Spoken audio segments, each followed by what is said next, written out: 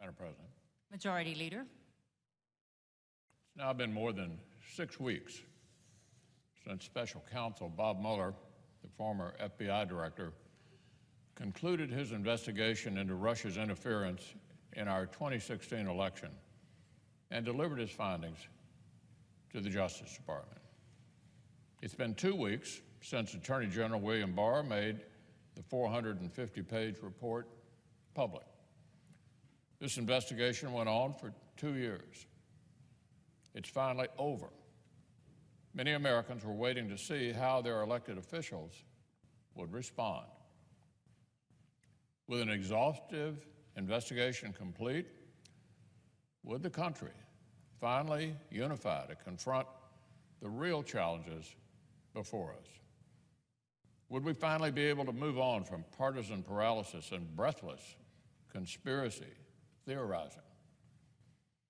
Or would we remain consumed by unhinged partisanship and keep dividing ourselves to the point that Putin and his agents need only stand on the sidelines and watch us as their job is actually done for them?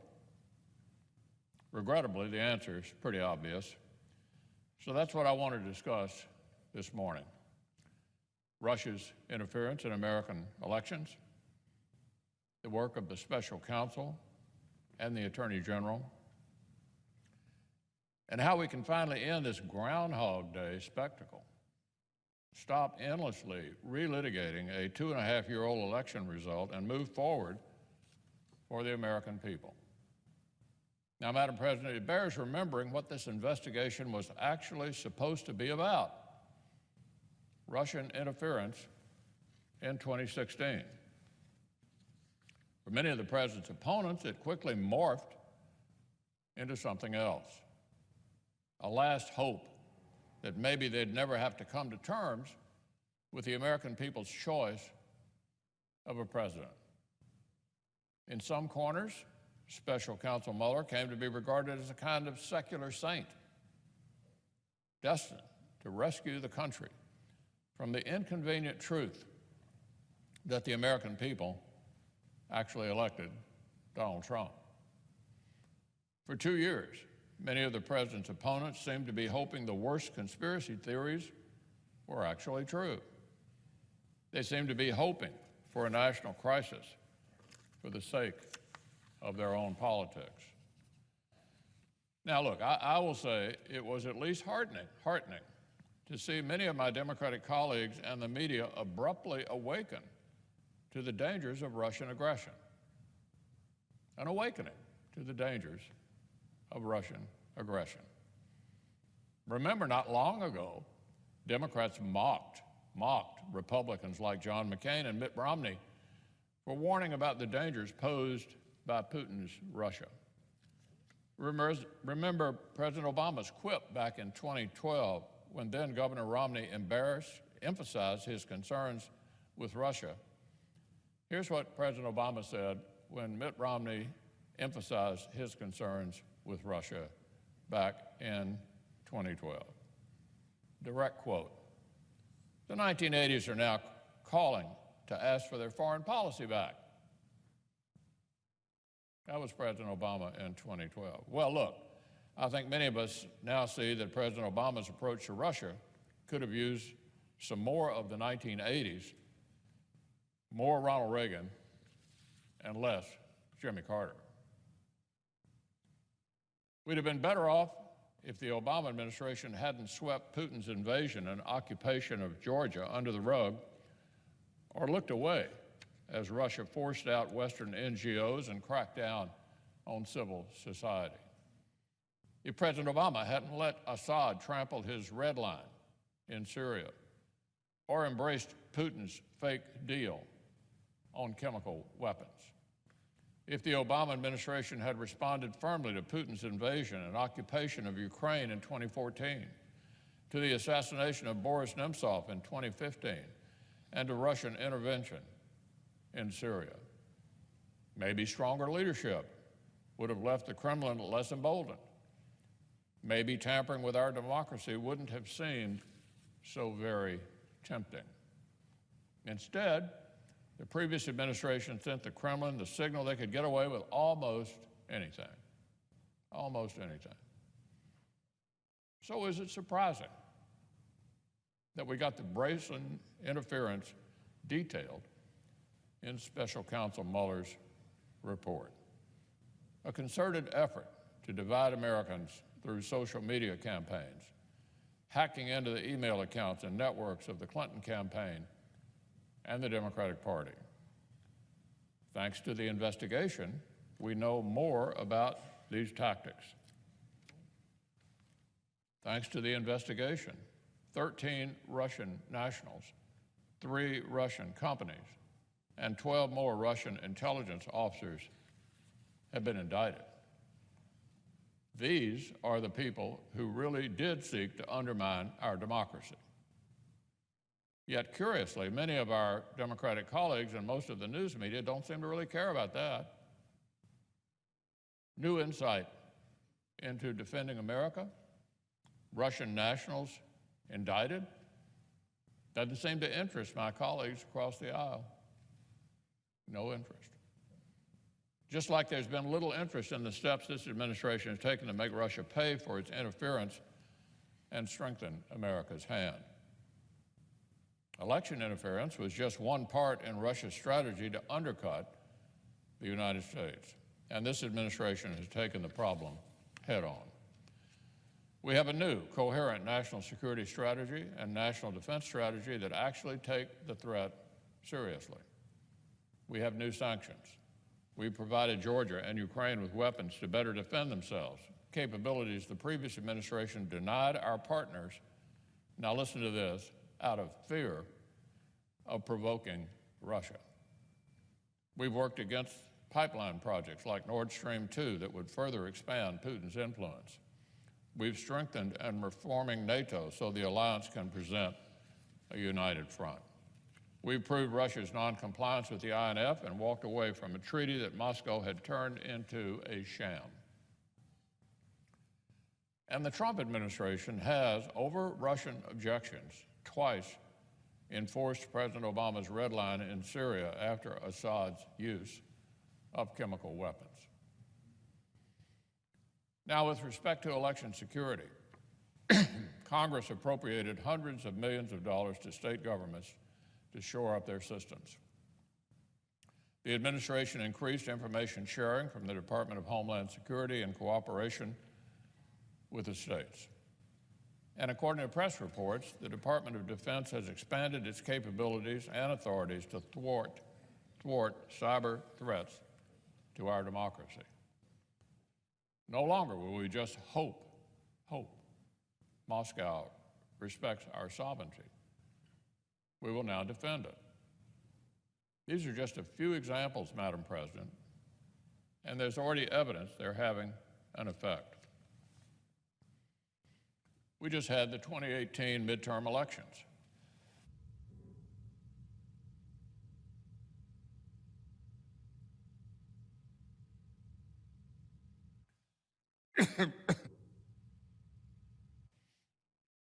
We just had the 2018 midterm elections.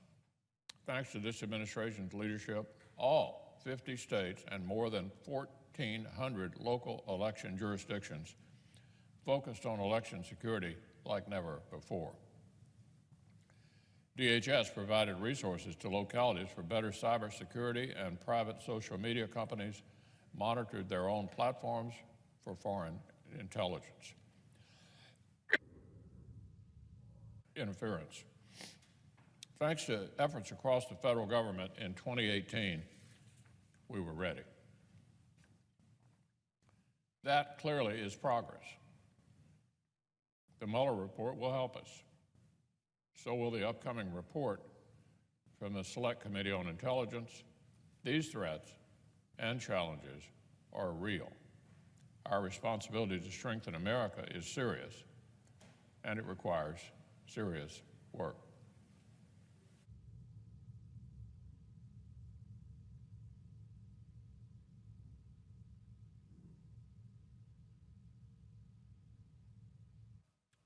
But speaking of seriousness is not what we've seen from the Democratic Party in recent days.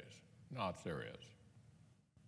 What we've seen is a meltdown, an absolute meltdown, an inability to accept the bottom line conclusion on Russian interference from the special counsel's report, which said the investigation did not establish that members of the Trump campaign conspired or coordinated with the Russian government in its election interference activities. That's the conclusion. 2 years of exhaustive investigation and nothing to establish the fanciful conspiracy theory that Democratic politicians and TV talking heads had treated like a foregone conclusion.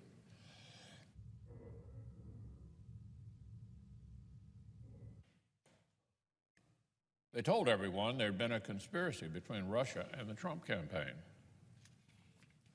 Yet on this central question, the special counsel's finding is clear. Case closed. Case closed. This ought to be good news for everyone. But my Democratic colleagues seem to be publicly working through the 5 stages of grief. First stage is denial. Remember what happened when the Attorney General released his preliminary letter describing the special counsel's bottom line legal conclusion? Denial. Immediately, totally baseless speculation that perhaps Attorney General Barr hadn't quoted the report properly. But then, Madam President, comes stage 2, anger. Anger. Welcome to Washington in recent days. The Democrats are angry. Angry that the facts disappointed them. Angry that our legal system will not magically undo the 2016 election for them. And they've opted to channel all their partisan anger onto the Attorney General. Onto the Attorney General.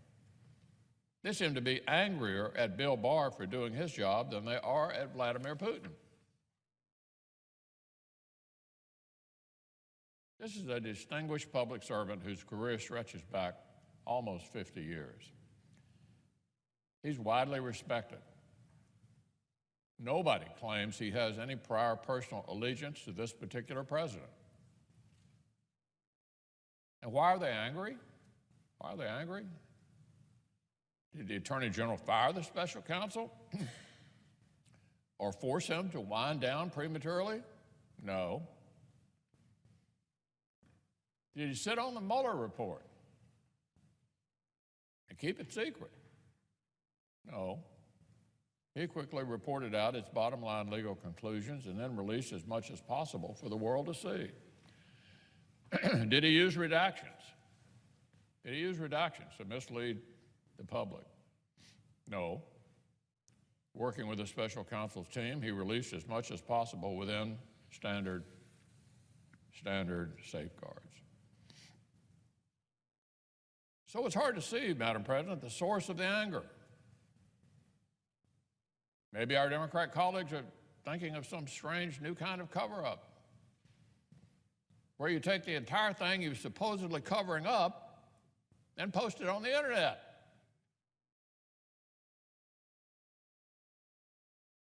The claims get more and more utterly absurd.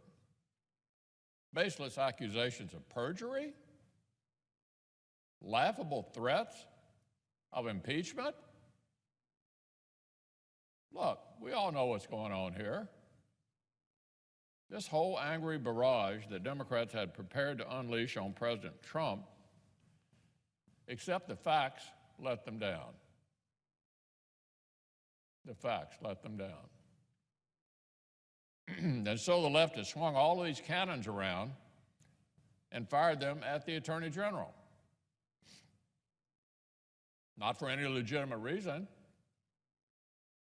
just because he's a convenient target. So look, Madam President, there's this outrage industrial complex. Outrage industrial complex that spans from Capitol press conferences to cable news. They're grieving. They're grieving that the national crisis they spent 2 years wishing for did not materialize. But for the rest of the country, this is good news. Bad news for the outraged industrial complex, but good news for the country. So now they're slandering a distinguished public servant because the real world has disappointed them. Instead of taking a deep breath and coming back to reality, our colleagues across the aisle want to shoot the messenger and keep the perpetual outrage machine right on going, even undermining the institution of the Attorney General itself in the process. So remember, Russia set out to sow discord, to create chaos in American politics, and undermine confidence in our democracy. But on that front, given the left's total fixation on delegitimizing the president Americans chose, and shooting any messenger who tells them inconvenient truths, I'm afraid the Russians hardly need to lift a finger. Hardly need to lift a finger. Well, Madam President, the last stage of grief is acceptance. For the country's sake, I hope my Democratic friends can get there sometime soon. There are serious issues the American people need us to tackle. There's more progress for middle-class families we need to deliver. For 2 years, the Democratic Party held out hope that the legal system would undo their loss in 2016. They refused to make peace with the American people's choice. But the American people elected this president. They did. The American people voted for change. The American people sent us here to deliver results for their families. That's what Republicans have been doing for the past 2 years and counting. That's what Republicans will continue to do. And whenever our Democratic friends can regain their composure, and come back to reality, we look forward to their help.